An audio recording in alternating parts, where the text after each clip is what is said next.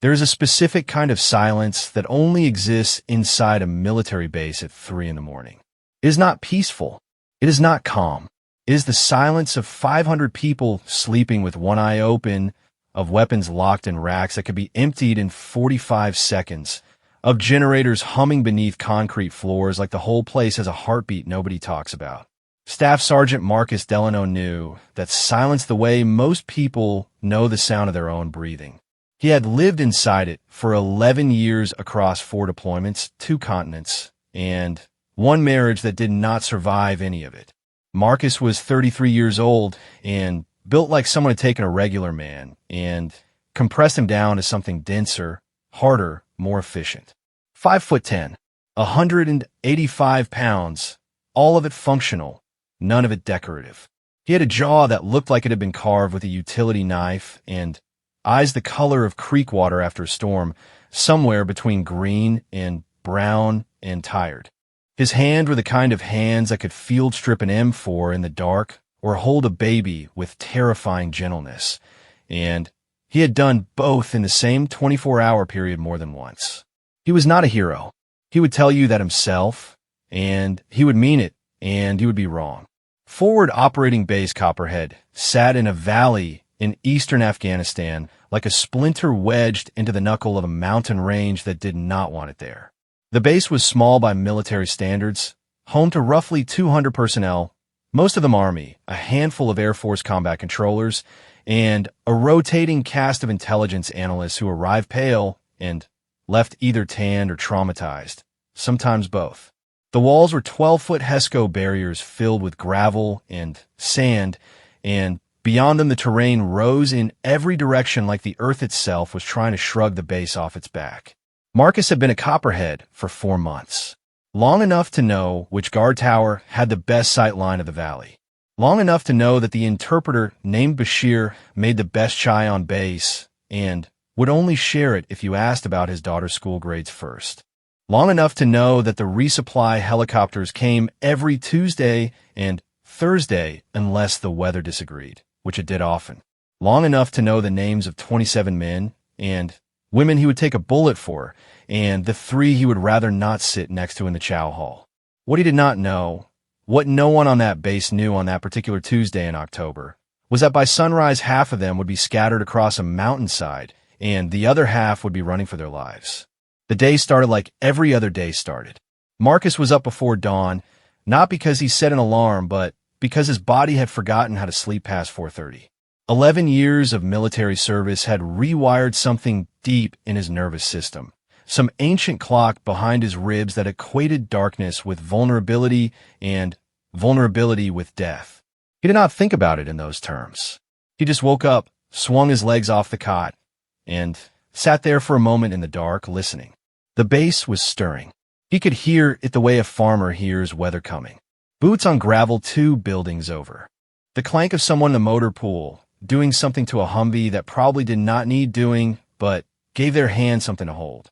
The distant murmur of the radio watch changeover, one voice replacing another in the operations center like a baton pass in a relay race nobody was winning. He pulled on his uniform in the dark. The muscle memory of it was so deep, it was almost meditation. Pants, belt, boots, blouse, sleeves rolled to regulation, watch on left wrist, wedding ring on, and then his hand stopped. The ring was not there. He had taken it off 6 weeks ago, the night the divorce papers arrived in a manila envelope that his squad leader had handed him with the same expression a person might use when handing someone a dead bird. Marcus had slid the ring off, looked at it for exactly 4 seconds, dropped it into the zipper pocket of his rucksack, and gone to the gym.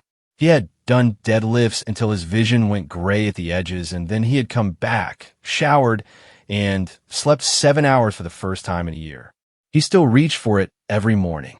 The ghost of it sat on his finger like a phantom limb. He shook it off, literally shook his hand like he was flicking water from his fingers, which was the Marcus Delano equivalent of therapy, and stepped outside.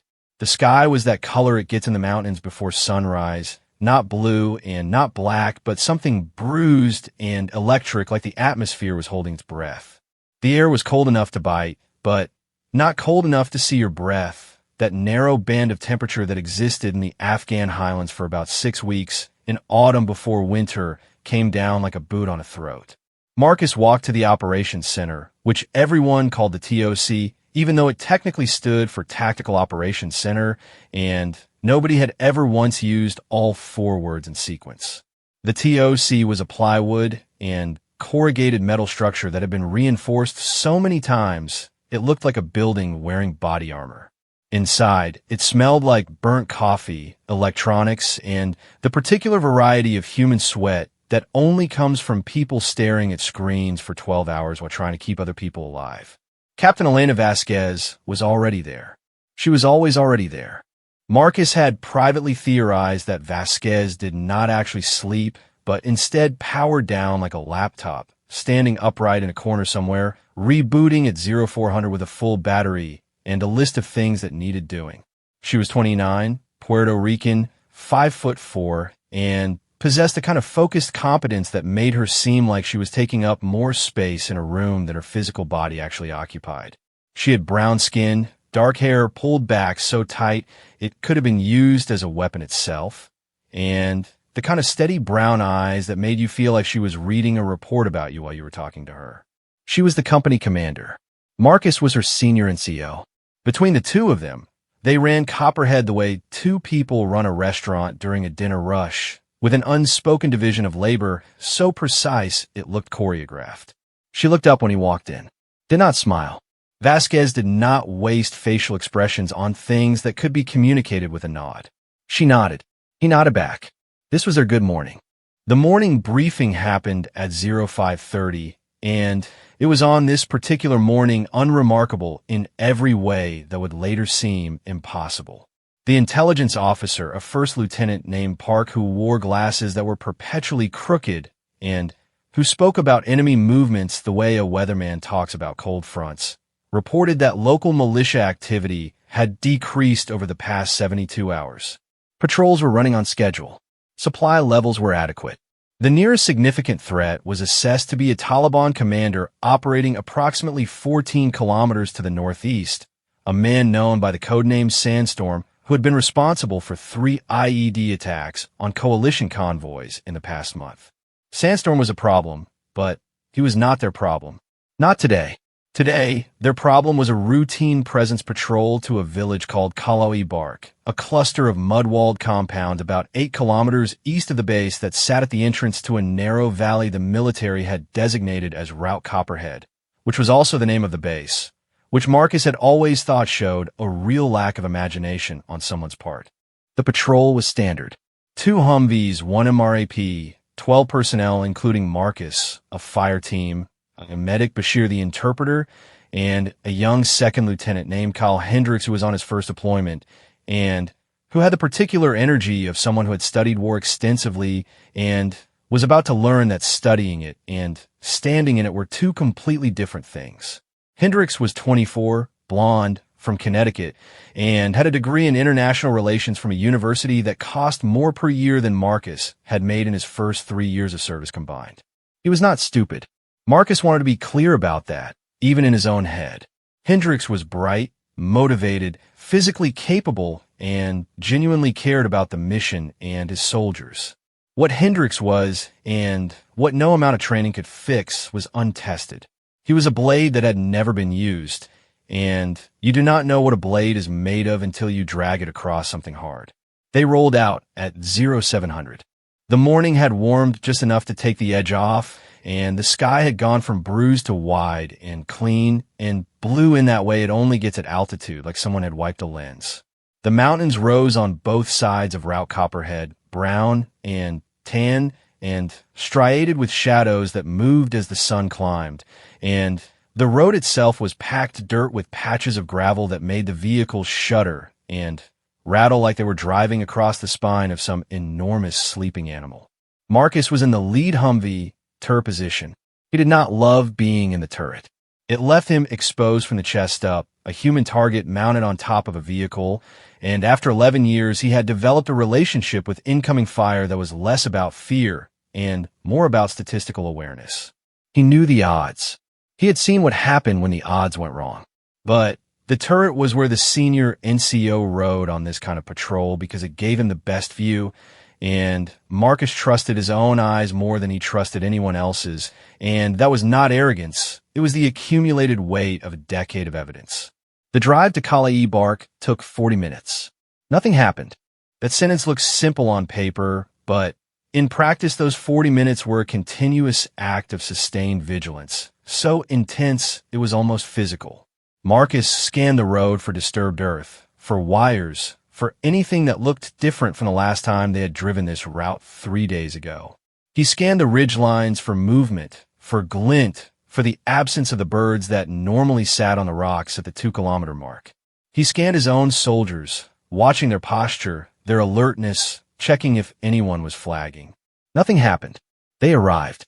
Calais Bark was home to approximately 120 people, give or take, depending on the season and which cousins were visiting from where. It was old in a way that made American ideas about old seem childish. The walls were thick mud baked harder than some concrete Marcus had seen, and the compounds were built in a pattern that followed the water source, a narrow stream that came down from the mountains and turned the valley floor green in a strip so vivid against the brown terrain it looked artificial. The village elder was a man named Haji Karim. He was somewhere between 60 and 80, the precise number lost to a life that did not prioritize record-keeping, with a white beard that reached his sternum, hands like knotted wood, and eyes that had seen the Soviets come and go, the Taliban rise and fall, and rise again, and the Americans arrive with their helicopters and their body armor and their earnest young officers who wanted to build schools. Marcus Liked Haji Karim. That was not a thing he admitted often or easily, because liking people in a combat zone was a vulnerability he could not always afford.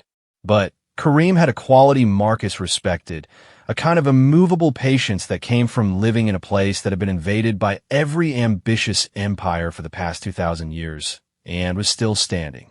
Karim did not trust the Americans. Marcus did not blame him, but Karim was willing to talk, and in this valley, that was worth more than a truckload of ammunition. They sat in Karim's compound, cross-legged on rugs that were older than Marcus, drinking chai that Bashir and Karim's grandson prepared while Marcus and Vasquez, who had remained at the TOC on the radio, exchanged updates, and Hendrik sat with his notebook and his earnest Connecticut face and tried to follow the conversation through Bashir's translation. Karim talked about the harvest, about the stream level, about his grandson's cough that would not go away, and could the Americans send medicine, the real kind, not the pills that did nothing. Marcus made a note. He would follow up. He always followed up. It was the thing that separated the units that earned trust from the units that just occupied space. And then Karim said something that made Bashir pause. Bashir was 41, thin, with a mustache that drooped past his jawline, and eyes that never quite settled. He had been an interpreter for 6 years, which in Afghanistan was roughly equivalent to painting a target on your forehead and then standing in an open field. He had been shot at twice, had lost a brother to a roadside bombment for a convoy he was riding in, and had been moved to a new base every 8 months because staying in one place too long meant someone would eventually identify him, and his family would pay the price. Bashir's English was excellent. His humor was dry in the way that only people who have lived through absurd suffering can manage, and his instinct for danger was the sharpest instrument Marcus had ever encountered in another human being. When Bashir paused, Marcus paid attention. The pause lasted 3 seconds. In conversation, 3 seconds is a canyon. Bashir translated. His voice was careful, measured, the way a person speaks when they're choosing each word like they're stepping across a stream on uneven rocks. Haji Karim says there are new men in the mountains. Not from here. They came 4 days ago. They are not Taliban that he recognizes.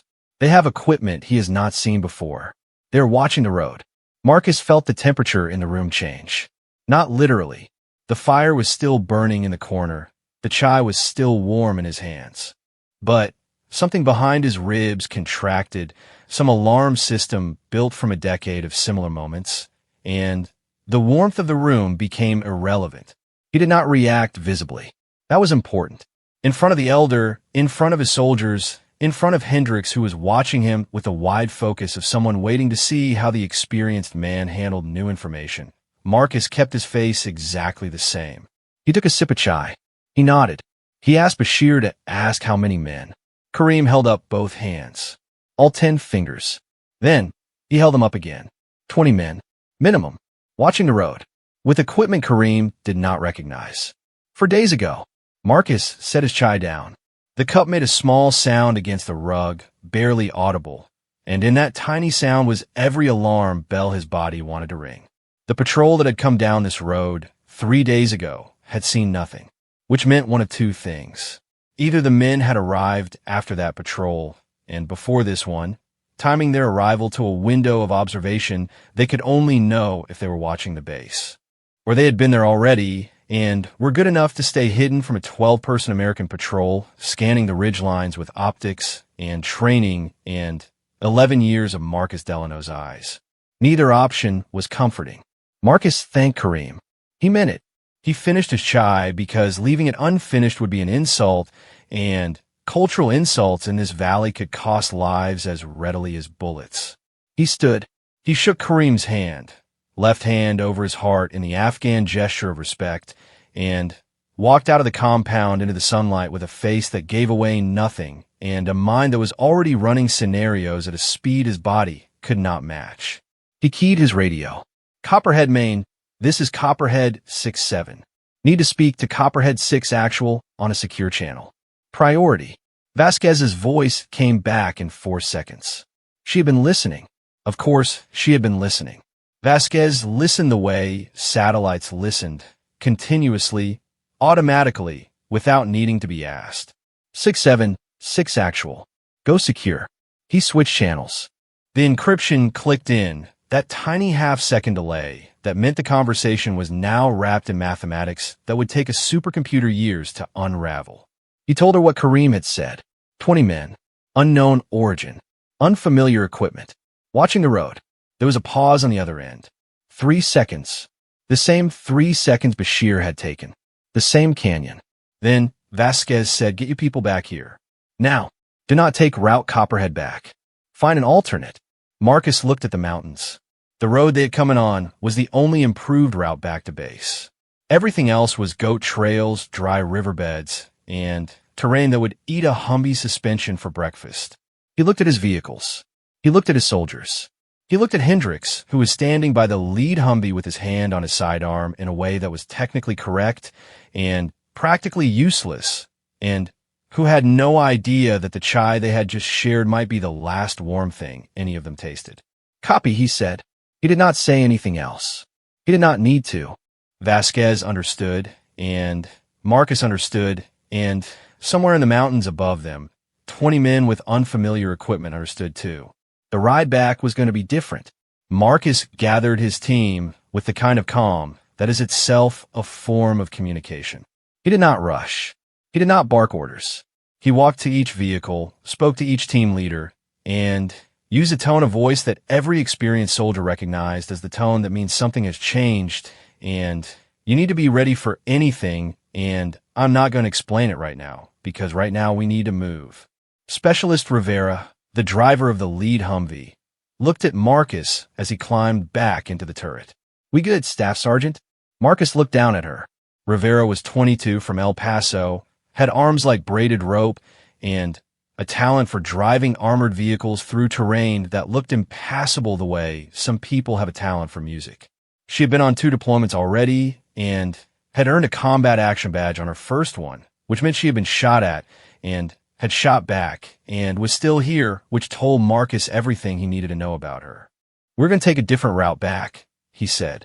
Rivera's eyes changed. Not fear, recognition. She had driven enough patrols to know that a different route back meant the regular route had become a problem. Roger that, she said, and started the engine. Marcus looked east, toward the mountains where Kareem said the men were watching. The mountains looked back. They looked patient. The alternate route Marcus chose was a dry riverbed that ran roughly parallel to Route Copperhead, but 2 kilometers south, cutting through a lower section of the valley where the terrain was less steep, but the ground was softer, which meant slower going, and more dust, which meant a visible signature from above, which meant if anyone was watching, they would know exactly where the patrol was. It was not a good option. It was the least bad option. Marcus had learned years ago that the least bad option was the only kind of option that existed in places like this. And the sooner you made peace with that, the sooner you could start making decisions that kept people breathing. They moved. Slow. The MRAP in the center, the two Humvees flanking front and rear. Marcus stood in the turret and watched the ridge lines with the patient intensity of a man who understood that the difference between seeing something and not seeing something was often the difference between attending a memorial service and being the subject of one. 40 minutes out, 30 minutes out, 20 minutes out. Nothing. The base came into view, the HESCO barriers rising from the valley floor like the walls of some modern fortress, the antenna array on the TOC poking up like a metal finger pointing at the sky, the guard towers manned and scanning. Marcus allowed himself one breath. One long exhale that carried with it the tension of the last 2 hours. Not relief. He was not naive enough for relief. But something loosened behind his sternum, some knot that had been tightening since Kareem held up his fingers. They passed through the gate.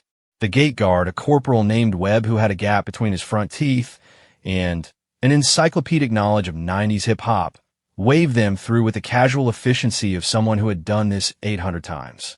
Marcus climbed down from the turret. His legs were stiff. His back ached in the place it always ached, left side, just above the hip, a souvenir from a fall he had taken in Iraq 4 years ago that he had never reported because reporting it meant medical evaluation, and medical evaluation meant possible reassignment, and reassignment meant leaving his soldiers, and he would rather carry the ache. His boots hit gravel. The sound of it was familiar, grounding, the sound of being somewhere that had walls between him and the things trying to kill him. He walked toward the TOC. He made it 14 steps.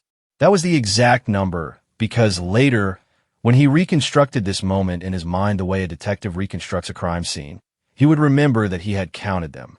Not intentionally, not consciously, but his body had been counting steps his entire adult life, pacing distances automatically, a habit formed from land navigation training that had become as involuntary as blinking. 14 steps. On the 15th, the world rearranged itself. The explosion came from the north wall. Not a small explosion, not an IED or a mortar round or any of the familiar languages of violence Marcus had learned to translate over 11 years. This was something else. This was a sound so large it stopped being a sound and became a physical event, a wall of pressure that hit his chest like an open palm the size of a building and turned the air into something solid and then turned it into nothing at all. Marcus was on the ground. He did not remember falling. Between standing and lying flat there was a gap, a white space in his memory like a page had been torn from a book, and on one side of the missing page he was walking toward the TOC, and on the other side, he was face down in gravel with a sound in his ears that was not a sound, but an absence of sound, a high-pitched nothing that meant his eardrums were doing something they were not designed to do. Dust. Everywhere. The air was brown. He could taste it, gritty and alkaline, and he could feel in his eyes, and through the dust he could see shapes moving, but they were wrong. They were not where they should be. The geometry of the base had shifted like someone had picked it up and set it back down, slightly off-center. The north wall was gone. Not damaged. Gone. Where 12 feet of HESCO barrier had stood, filled with tons of gravel and sand, there was now a gap the width of a house. And through that gap Marcus could see the valley, and the valley could see in, and the distance between inside and outside, between safe and not safe, between alive and something else had been erased in a single heartbeat. His ears came back in stages. First the ringing, then, beneath the ringing, shouting, then, beneath the shouting, gunfire. Not outgoing, incoming. The base was under attack. Marcus got his knees, then his feet. The world tilted. He let it tilt, waited half a second for his balance to catch up with his body, and then he was moving, not running, but doing something faster than walking that his legs chose without consulting his brain, toward the TOC, toward the radios, toward the place where decisions were made, because decisions needed making right now. Right now, right now. He could see the damage as he moved. The north wall breach. A guard tower, the one on the northeast corner, listing at an angle that meant its foundation had been compromised. Smoke from somewhere near the motor pool, black and thick and wrong. And through the breach, coming through the gap where the wall had been, shapes. Human shapes. Moving fast, moving with purpose, moving in a way that told Marcus everything he needed to know about who they were and what they wanted. They were not local militia. Local militia moved in loose clusters, brave but disorganized, firing from the hip, shouting, making noise that was part courage and part fear and part theater. These men moved like water through a crack. Tight formation, covering fire, bounding movement, one group advancing while another group shot, alternating, disciplined, trained. These were the men from the mountains. And they had not come to watch the road. They had come for the base. The TOC was chaos with a filing system. That was the only way Marcus could describe it later. The way a place could be simultaneously falling apart and functioning, the way people could be terrified and competent at the exact same time, the way the human brain under fire splits itself into the part that wants to curl up behind the thickest wall it can find, and the part that remembers what it was trained to do and does it anyway. Vasquez was on 3 radios, not taking turns, simultaneously. She had one handset pressed to her left ear, another cradled between her right ear and shoulder, and she was typing coordinates into a laptop with hands that were steady in a way that seemed biologically implausible given that the building she was sitting in had just taken a hit from something that had cracked the plywood wall behind her like a dry branch.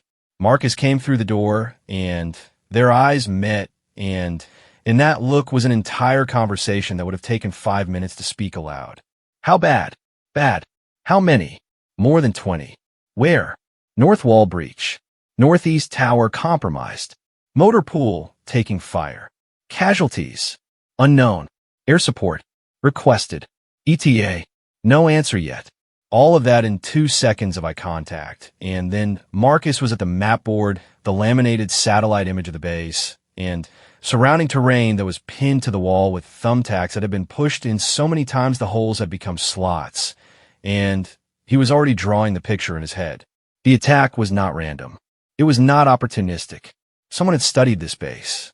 Someone had watched the patrol schedules, mapped the wall construction, identified the weakest section of the north perimeter where the HESCO barriers sat on softer ground, and the overlapping fields of fire from the guard towers had a gap of approximately 15 degrees that you would only notice if you spent days watching through optics from an elevated position.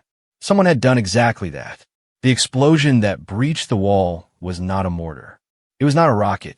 From the size of the gap and the pattern of the blast, Marcus assessed it was a vehicle-borne device, something packed into a truck or a van and driven into the wall at speed, the driver trading his life for a hole in the perimeter, and that kind of sacrifice meant this was not a local operation. This was planned, funded, directed by someone who could convince a man to turn himself into a weapon.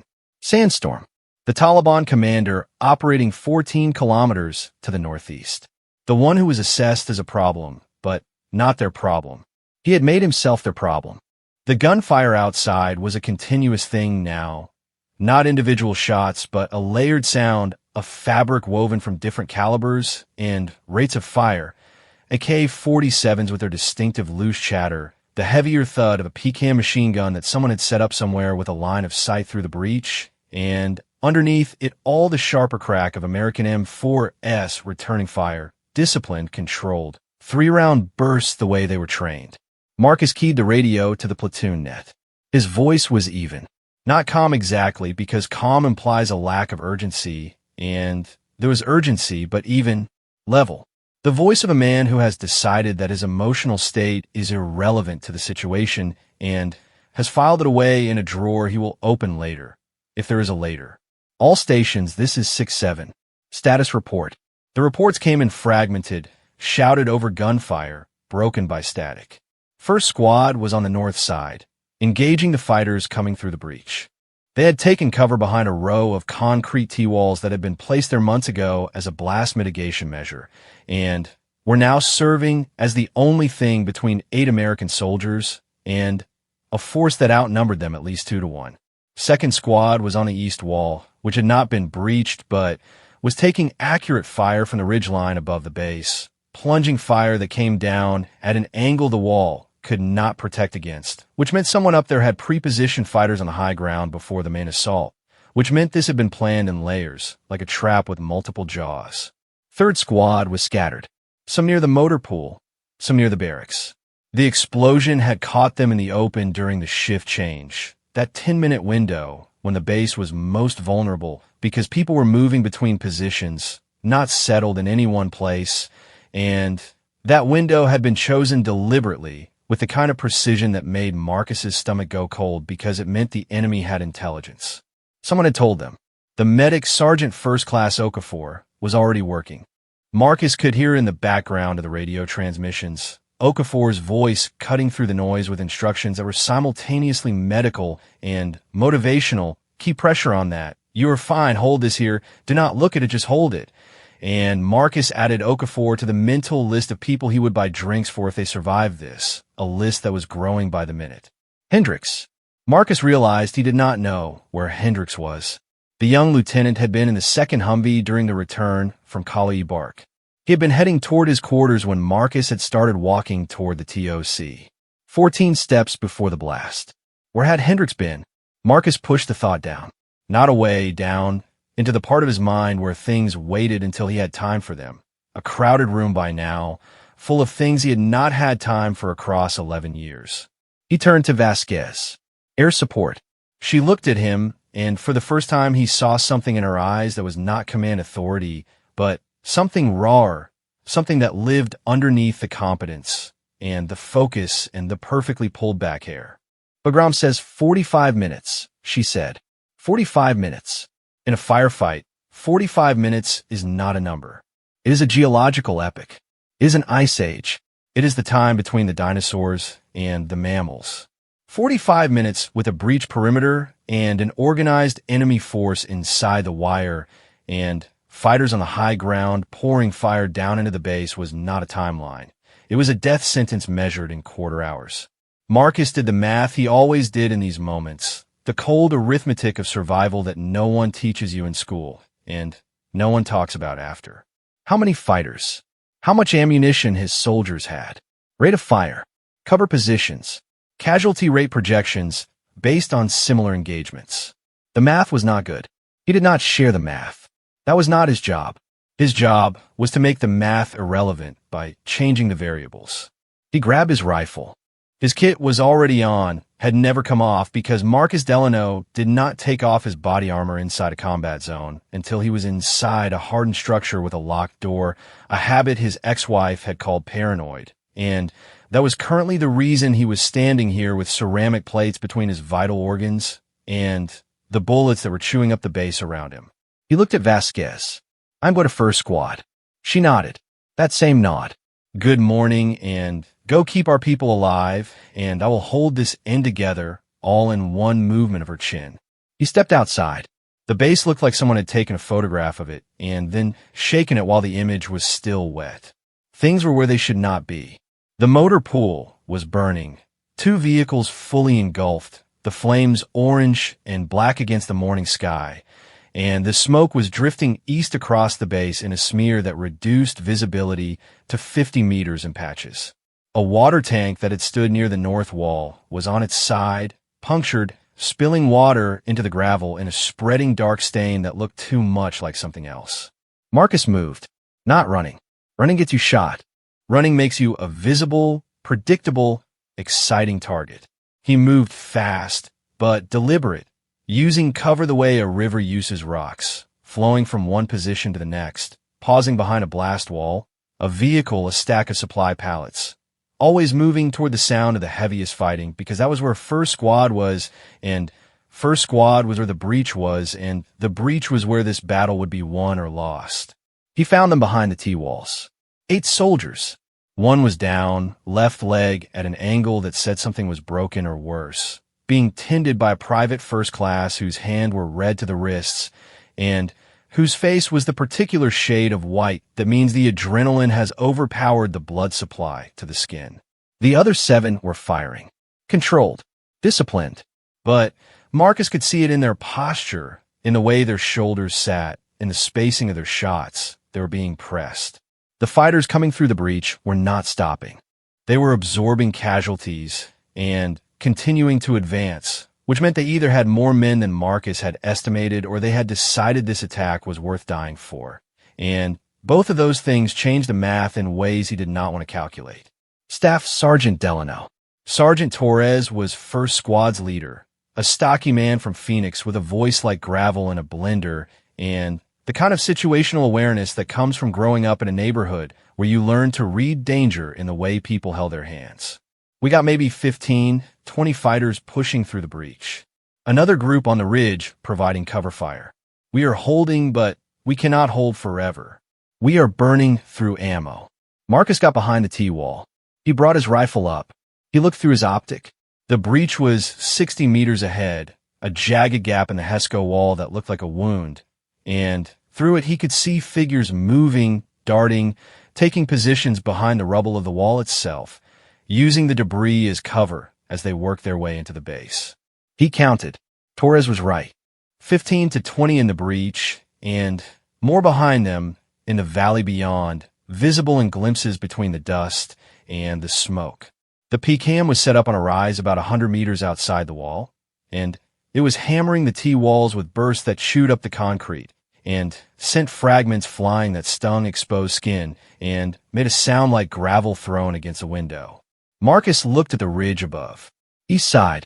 He could see muzzle flashes up there, tiny angry stars winking on and off against the brown rock. Second squad was engaging them, but the angle was terrible, shooting uphill at an enemy with good cover and good position. He keyed his radio. 6 actual, 6-7. I need everything you can give me on the north side. Pull third squad, whoever you can find. We need to plug this breach, or they're going to overrun the north half of the base. Vasquez came back clean and immediate. Roger. Redirecting third squad elements now. Also, be advised, we have casualties at the aid station. Okafor is requesting additional medics. How many casualties? 7. 2 urgent surgical. 2 urgent surgical meant 2 people who would die. Without surgery, they could not perform here, which meant those 2 people's lives now depended entirely on how fast a helicopter could get to them. And the helicopter was 45 minutes away, or rather 41 minutes now, and Marcus stopped doing that math because it led nowhere useful. He turned to Torres. We hold here. We hold here until reinforcements close this breach, or until air support arrives. Nobody goes back. Nobody gives ground. We make them pay for every meter. Torres nodded. His jaw was set in a way that was not theatrical, not the jaw clench of movie soldiers, but the unconscious muscular tension of a man who has accepted what is happening and is choosing to meet it face forward.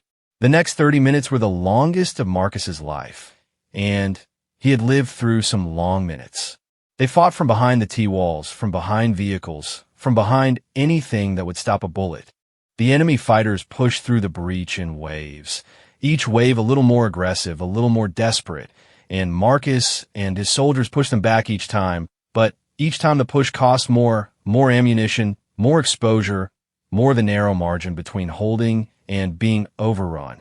Private First Class Chun, 20 years old, from Sacramento, who had a tattoo of his grandmother's name on his forearm and who could hit a moving target at 300 meters with a consistency that made the marksmanship instructors shake their heads, took a round through his right shoulder that spun him around like a door being opened and dropped him behind the T-wall with his weapon clattering away from him across the gravel.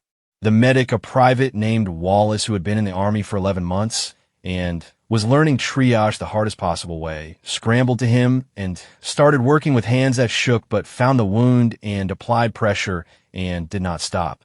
Specialist Kim, the saw gunner, burned through her ammunition so fast that Marcus ordered her to controlled bursts only, and she looked at him with eyes that were equal parts fury and fear and nodded and switched to bursts that were surgical in their precision, each one aimed, each one effective, and Marcus added her to the list of people who would never buy their own drinks again if he had anything to say about it.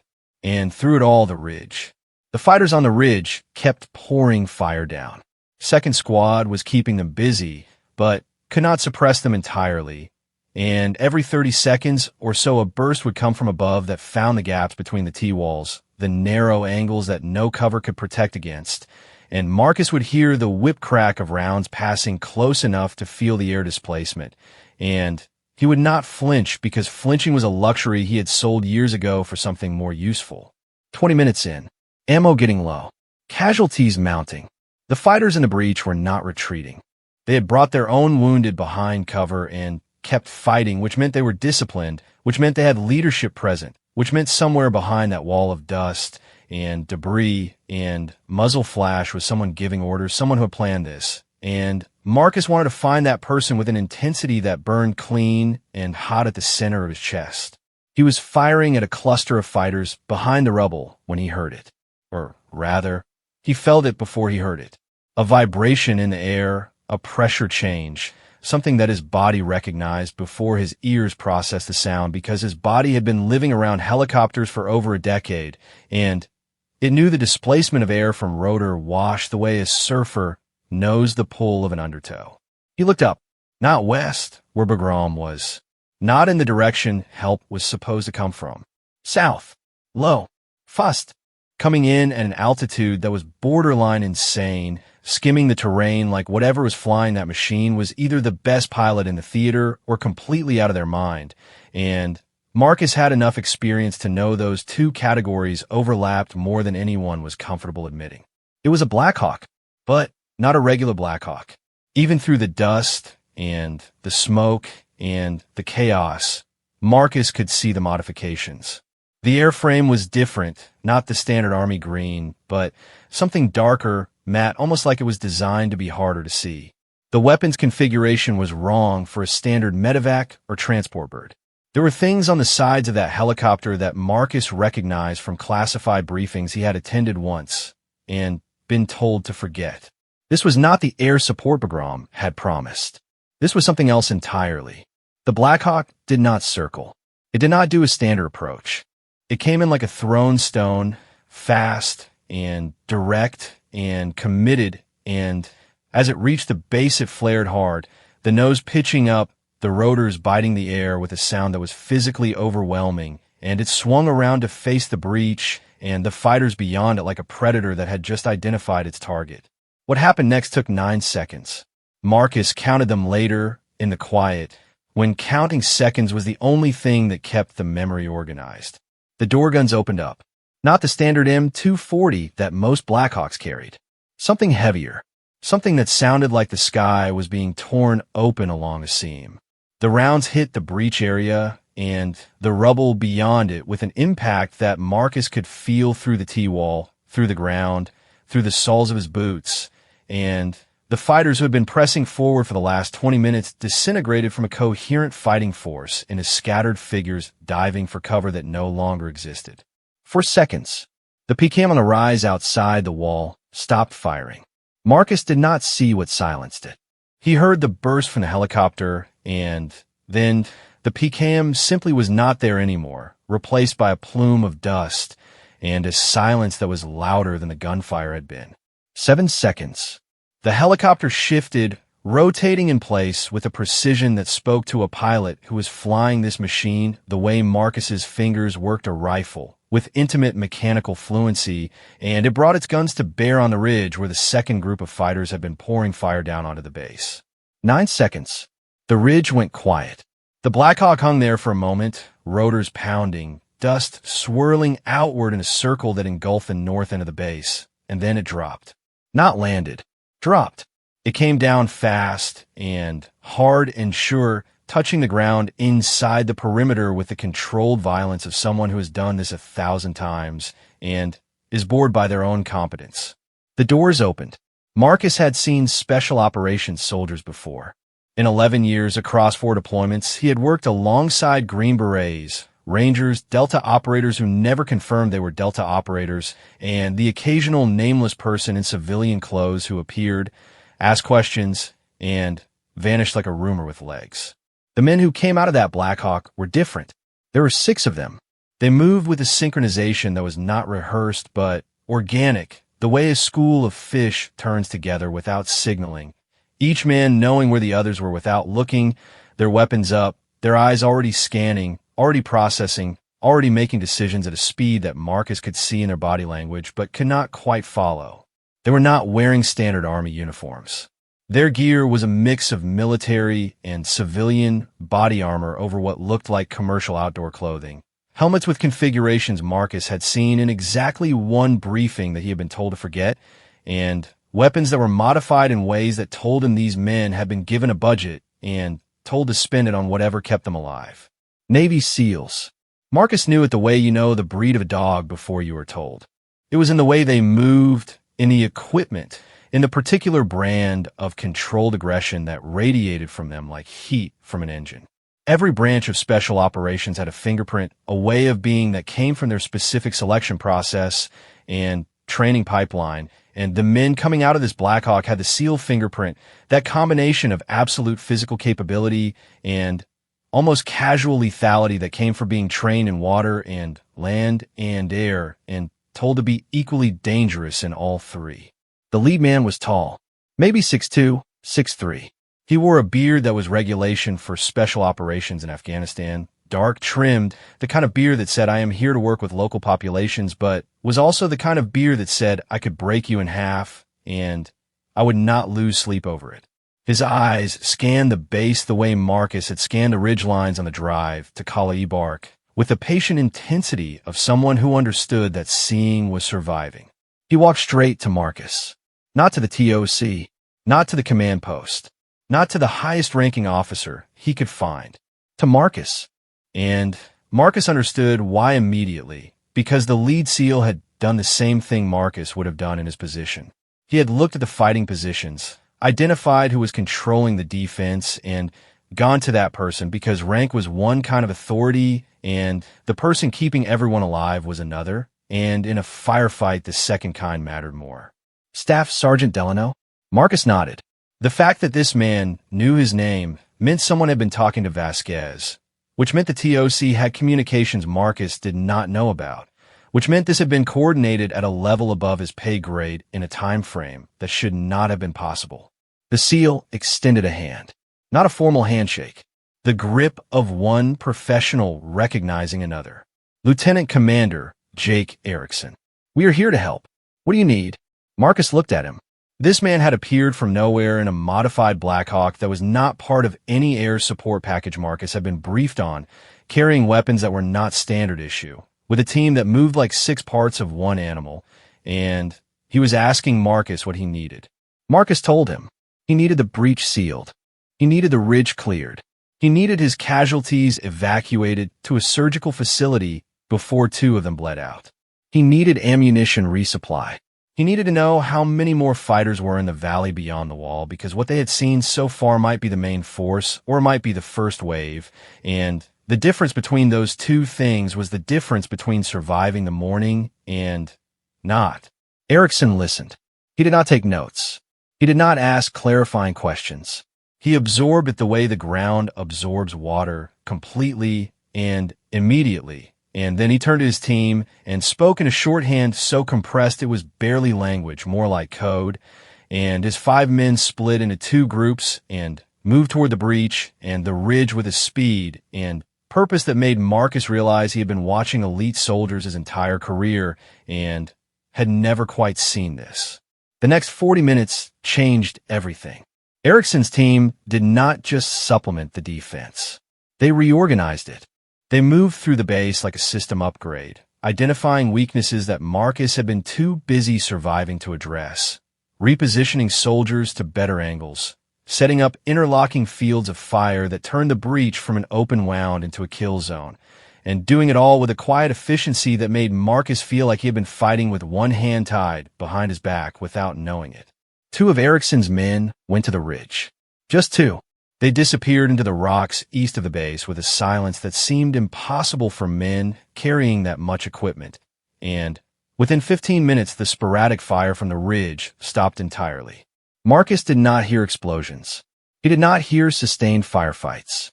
He heard brief, precise bursts, and then silence, and then the 2 men reappeared at the base perimeter like they had been out for a walk.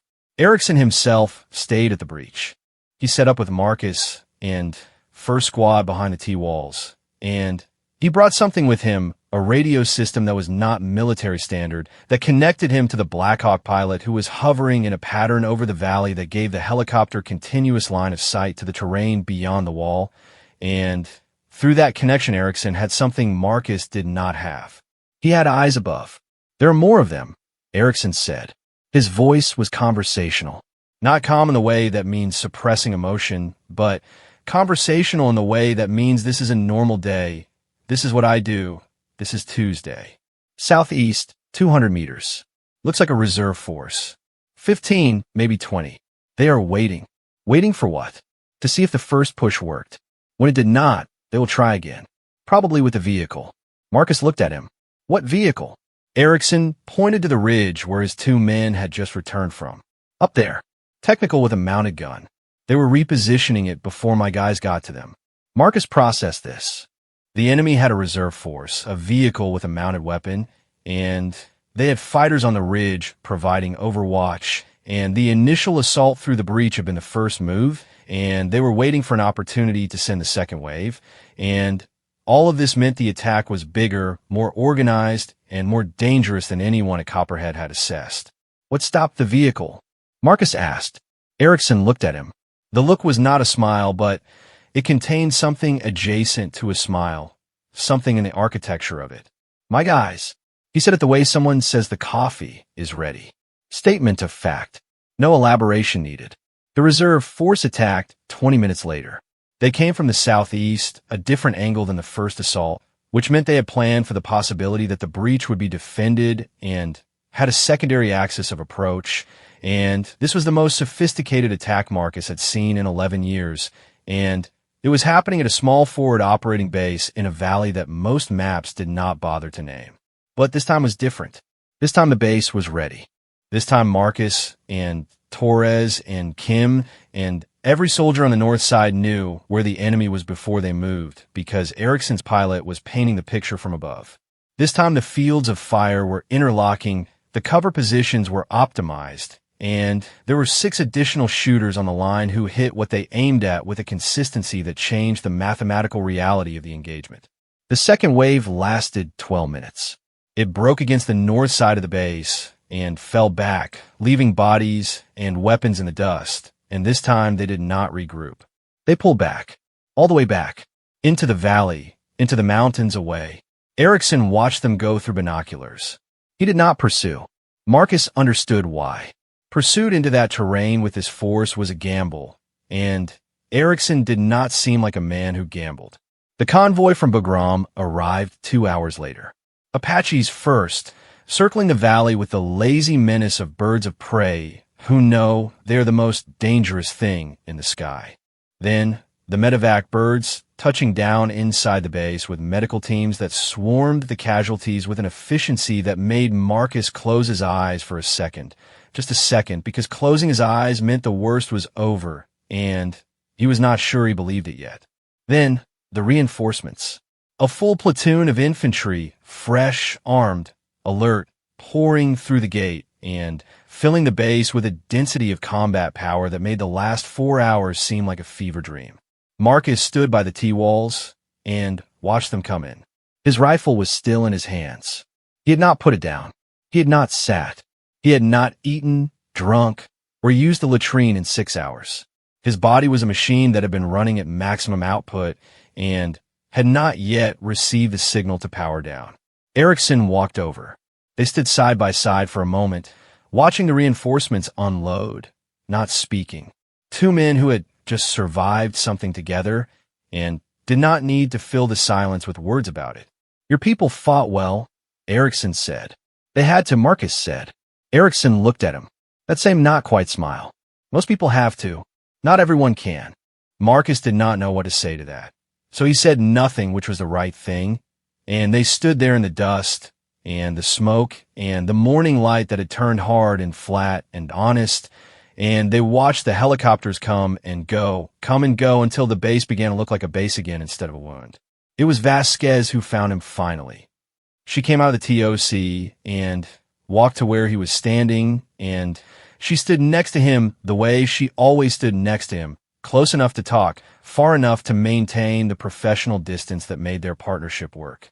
"Hendricks," she said. Marcus's stomach dropped. The thought he had pushed down during the fighting, the young lieutenant from Connecticut, the untested blade.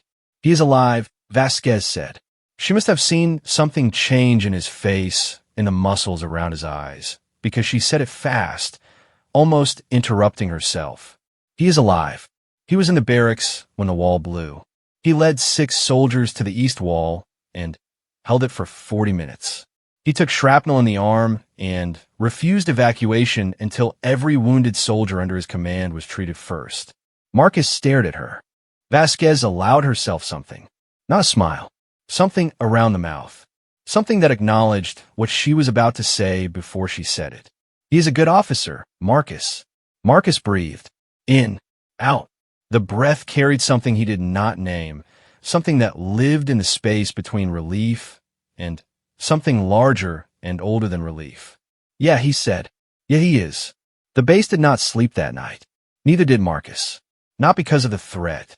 The valley had been swept by the Apaches. The reinforcements had established a perimeter that was 3 times stronger than the original, and the intelligence coming in through channels Marcus could not access, but Vasquez could suggested that Sandstorm's forces had taken enough casualties to make a second attempt unlikely in the near term.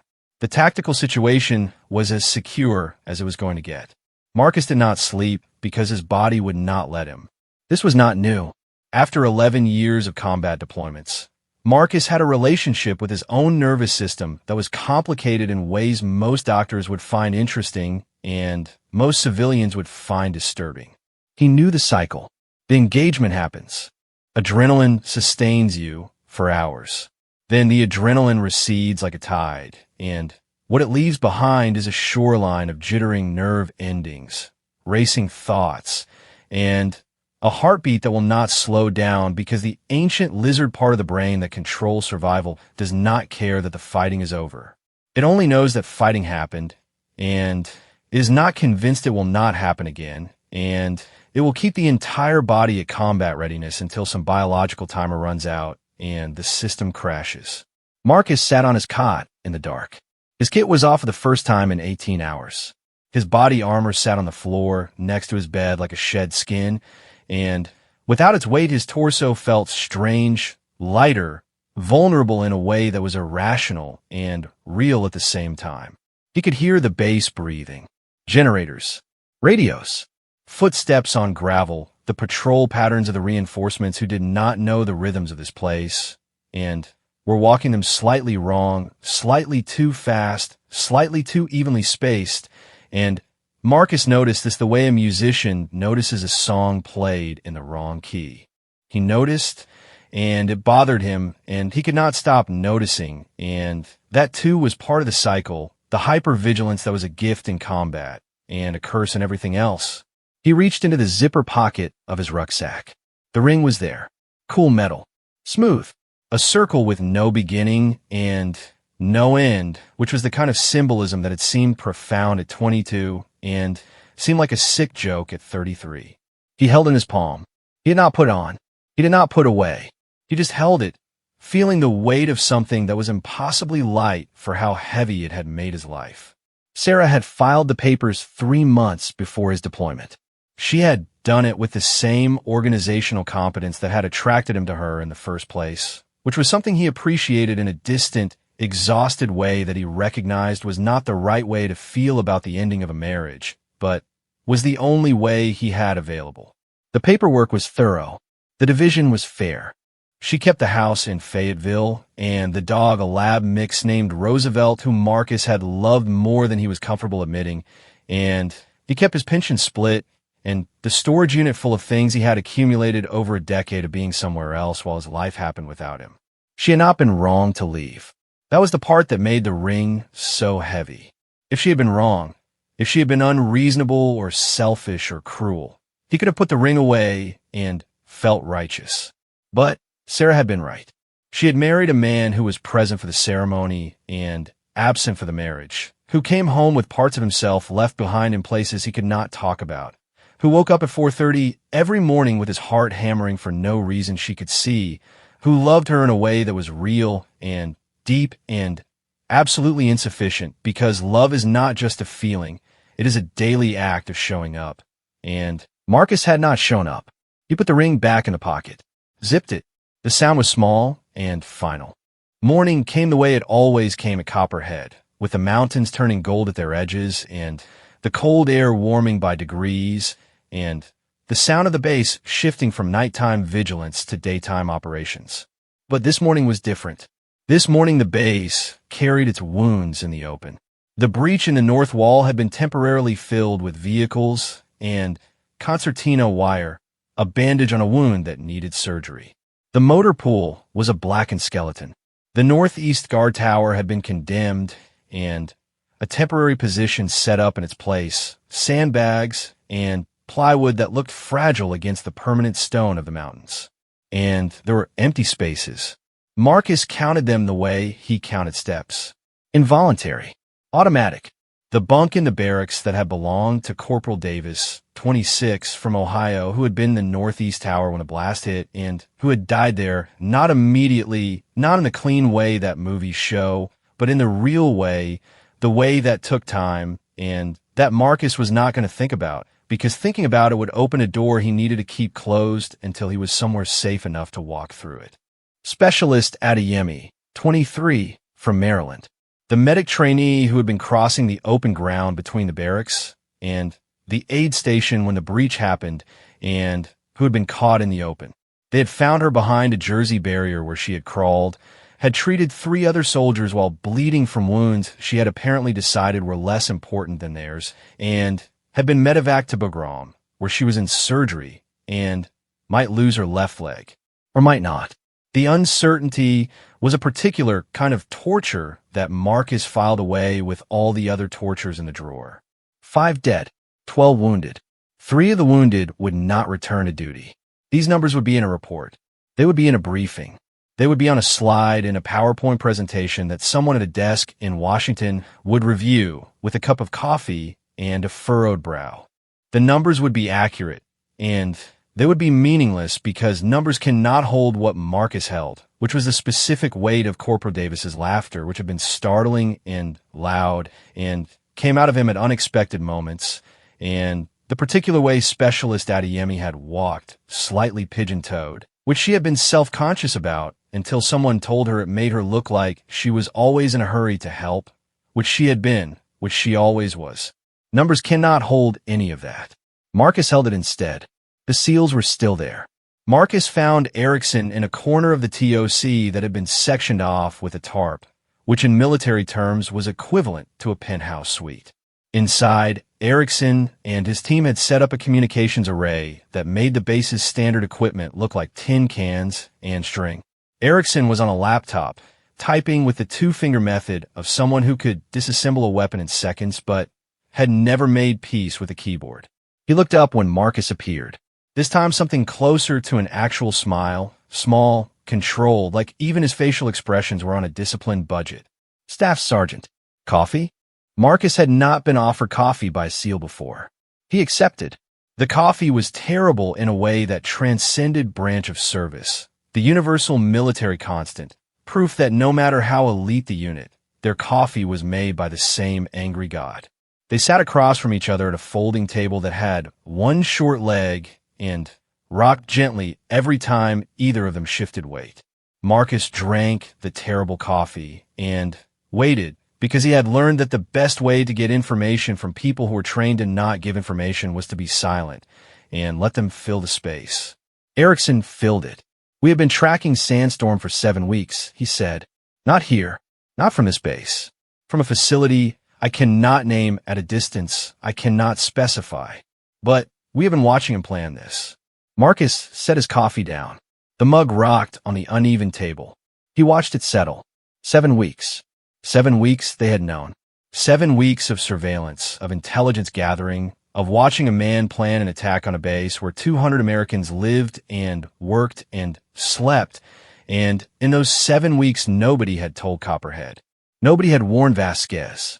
Nobody had sent a message or a briefing or even a rumor through the channels that rumors traveled, and Marcus had driven to Kala'i Bark this morning, yesterday morning, a lifetime ago, without knowing that the mountains above him were full of men who had been studying his base for over a month.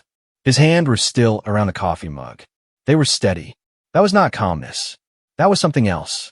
Why were we not told? Marcus said. It was not a question. Erickson met his eyes. He did not look away, did not flinch, did not do any of the things people do when they are about to give an answer they know is insufficient. Operational security, he said. The intelligence channel was compartmented. If we had warned the base, there was a risk of behavioral change, pattern disruption that Sandstorm's watchers would have detected. We needed him to commit to the attack. Marcus felt the anger arrive. Not in a rush, not in a flood, but in a steady rise like water filling a basin, like something cold and heavy settling into his chest cavity with a weight that was almost physical. You needed him to commit. Erickson nodded. One nod. Military precision. You needed him to commit to attacking my base. My people. With live fire and a car bomb through the wall. You needed that to happen. The anger was clean. It was precise.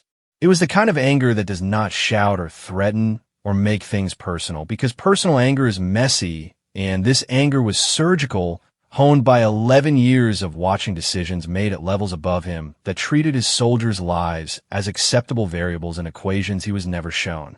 Erickson did not defend himself. That was the thing Marcus did not expect.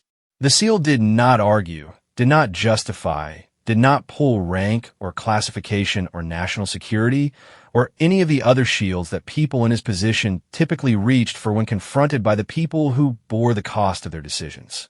He just sat there, steady, present. You are right to be angry, Erickson said. Marcus almost laughed, not at the words, but at the quality of them. The simplicity, the absence of the word but that usually follows a sentence like that. 5 people died, Marcus said. 12 wounded. Specialist Adeyemi might lose her leg. She is 23. Do you know what 23 looks like from the inside? It looks like the whole world is still possible. She was going to go to nursing school. Did your intelligence channel capture that? Erickson sat with it. The table rocked. The coffee was cold. Outside, the base continued its wounded operations, and the sound of it came through the plywood walls like a heartbeat. No, Erickson said. It did not. They sat in silence.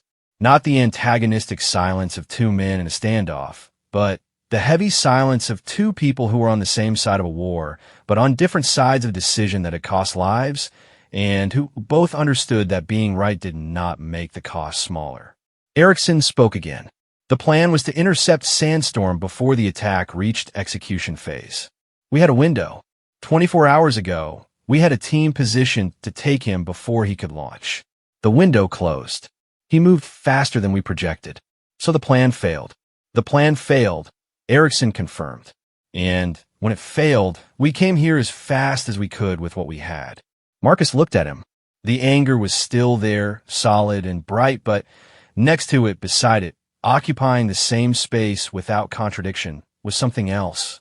The man across from him had come in a Blackhawk at terrain-skimming altitude into an active firefight, had put himself and his team between Marcus's soldiers, and the fighters in the breach had shut down the attack in minutes with the kind of precision that only exists at the razor edge of human capability, and he had done it knowing that Marcus would eventually learn the truth and hate him for it. Or not hate him. Something more complicated than hate. Something that did not have a word because it existed in a space between gratitude and fury that the English language had never bothered to map. Marcus finished his coffee. It was cold and terrible, and he drank every drop. What happens now, he said. Now, Erickson said, we go get Sandstorm. The operation was briefed that afternoon in a section of the TOC that had been swept for recording devices and sealed with a physical security that made Marcus feel like he had walked into a different dimension where the rules were written by a different author. Erickson laid it out with the economy of a man who had briefed 100 operations and had learned that the only words worth speaking were the ones that kept people alive.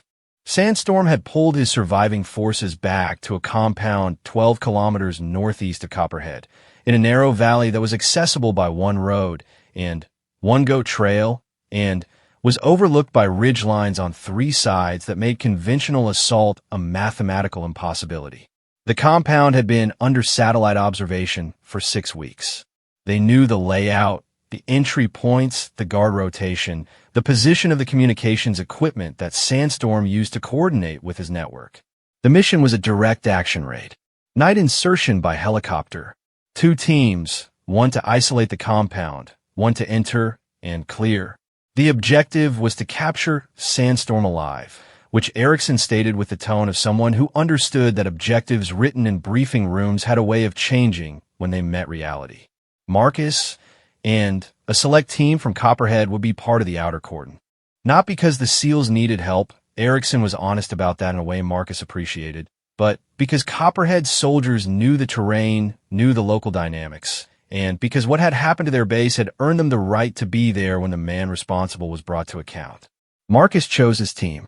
Torres, Kimu, Rivera, Hendricks. He chose Hendricks because the young lieutenant had earned it. Because Hendricks had held the east wall with shrapnel in his arm and 6 soldiers looking to him for leadership, and he had provided it. Not the leadership of training manuals, but the real kind, the kind that comes from somewhere inside that you do not know, is there until the moment demands it. And you either rise or you do not, and Hendricks had risen. They went out at 0200. 2 Blackhawks, the modified 1 Erickson's team, had arrived in, and a second that had come with the reinforcements. The night was clear and cold, and the stars were so dense they looked like spilled salt across a black tablecloth.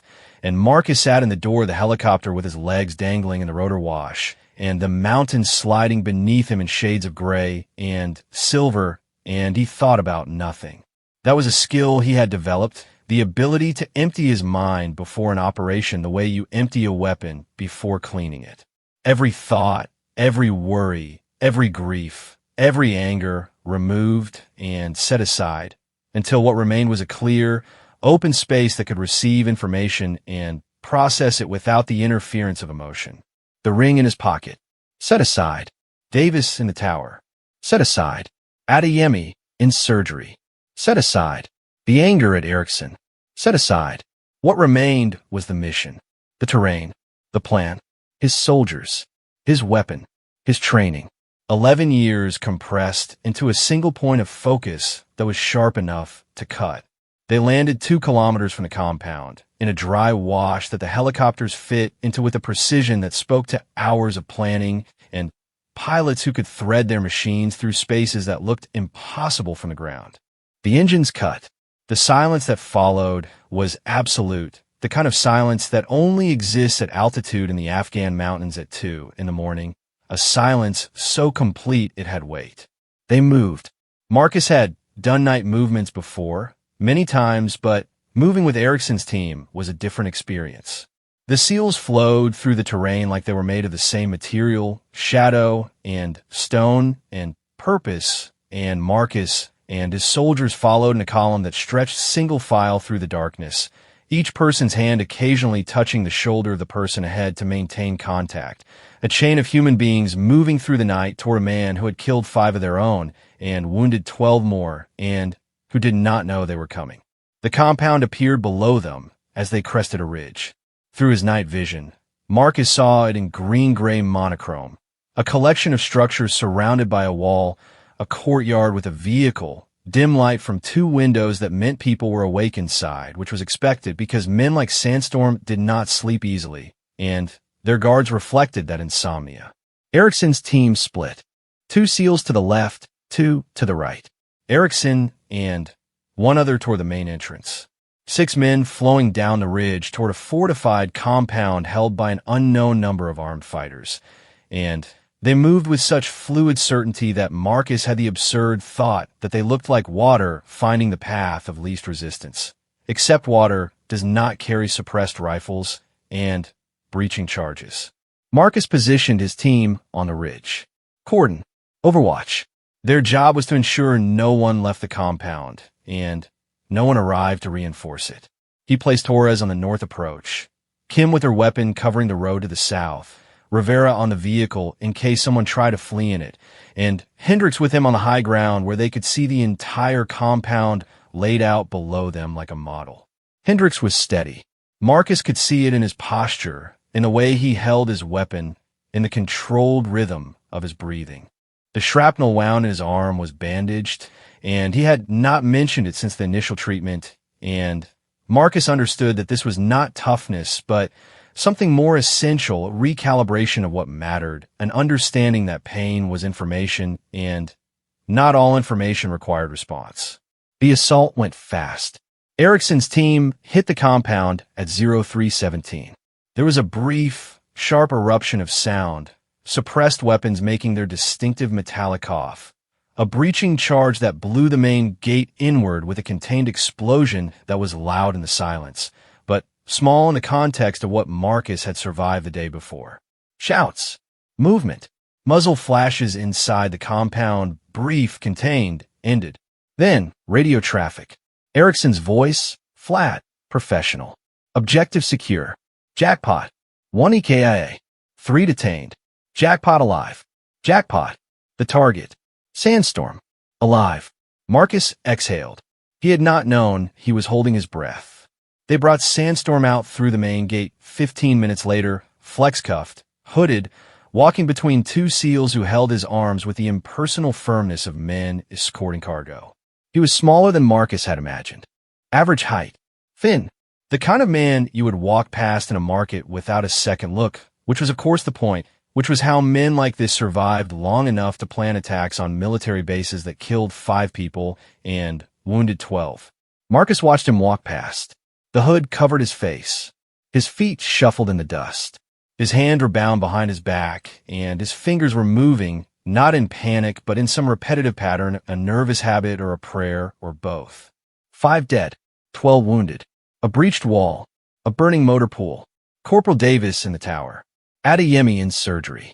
The weight of it sat on Marcus's chest, and he looked at this small, shuffling man and tried to feel something proportional to the damage, and found that what he felt was not rage or satisfaction or closure, but exhaustion, a bone-deep tiredness that went beyond the physical, a tiredness that came from 11 years of standing in the space between violence and the people it was aimed at, and absorbing the impact with his body and his mind and his marriage and his sleep and his ability to feel things in normal proportions.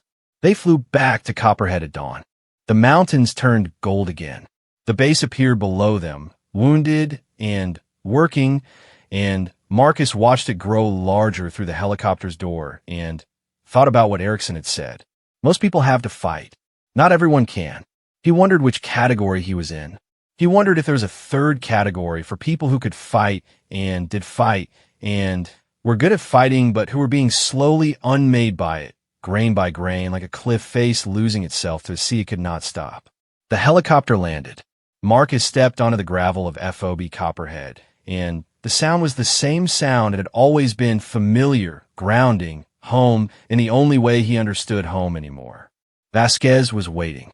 She was standing outside the TOC with 2 cups of coffee, and she handed him one without a word, and they stood there in the early light and drank together, and neither of them spoke because there was nothing to say that the silence was not already saying better. Marcus drank his coffee. It was terrible. It was the best thing he had ever tasted. 3 days later, Marcus was in the TOC when the communication came through that Specialist Adeyemi was out of surgery. She kept her leg. She was awake. She was asking when she could come back to Copperhead. He sat down when he heard it. Just sat down on the floor of the TOC, his back against the plywood wall, and put his hands over his face and breathed in a way that was not crying but was adjacent to it, was in the same neighborhood, close enough to see the lights. Vasquez was there. She did not say anything. She did not touch him. She stood nearby, close enough to be present, far enough to give him the space to feel whatever he was feeling without the pressure of being observed. 3 minutes. He took 3 minutes. Then he stood up, wiped his face with the back of his hand, and went back to work. Erickson and his team left that afternoon. The modified Black Hawk lifted off from the landing zone and banked south and disappeared over the ridgeline, and just like that they were gone, as if they had never been there, which in the official record they had not been. No report would mention them. No briefing would credit them. The 6 men who had changed the course of the battle at FOB Copperhead would exist only in the memories of the people who had been there, and Those memories would be marked classified and filed in the internal archives of 200 soldiers who would carry them forever. Marcus watched the helicopter go. He did not wave. Erickson had not waved either when they said goodbye.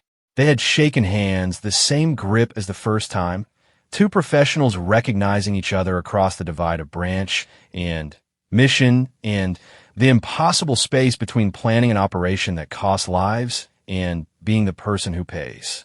"You did a good job, Marcus," Erickson had said. Not Staff Sergeant. Marcus. Marcus had not said anything back. There was nothing to say that would have been adequate. So he did what he always did when words were not enough. He nodded. The deployment ended 11 weeks later. Marcus flew home to an apartment in Fayetteville that was not the house he had shared with Sarah, that had none of the furniture or the pictures or the dog, that was clean and empty and is in a way that felt more like a diagnosis than a possession. He put his bags down. He stood in the middle of the living room. The silence was the wrong kind. Not the silence of a base at 3 in the morning, which was alive and electric and full of purpose. This was the silence of a life that had been stripped to its frame, all the soft parts removed, all the things that made a place feel lived and gone with the woman who had been right to leave. He reached into his rucksack, the zipper pocket, the ring. He held it. He turned it over. He put it on the kitchen counter, not in a drawer, not hidden, but out in the open where he could see it, where it could sit as a reminder of something he had lost and something he might learn from if he was brave enough to look at it without flinching. He was not sure he was that brave yet. He had held a fighting position with rounds coming in and friends going down, and he had not flinched, and that was one kind of courage. But looking at a gold ring on a kitchen counter and admitting that its presence hurt, that it meant he had failed at the thing that was supposed to be easier than war, that was a different kind of courage, and Marcus was not sure his particular skill set included it. He would find out. He made coffee. It was terrible. He drank it standing at the counter, looking at the ring, and the apartment was quiet, and the morning light came through the window in a bar of gold that fell across the floor like a road going somewhere he could not yet see. Marcus Delano was 33 years old. He had survived 11 years of combat for deployments, a breach perimeter, a Taliban assault, and a marriage that ended for reasons he understood and could not fix. He was alive. His soldiers were alive. Adeyemi was in physical therapy, learning to walk without a limp, sending messages to the unit group chat that were full of exclamation points, and the particular ferocity of a 23-year-old who had been told she might not walk and had decided that was not going to be the outcome. Hendricks had been put in for a Bronze Star with Valor. Vasquez had been put in for the same.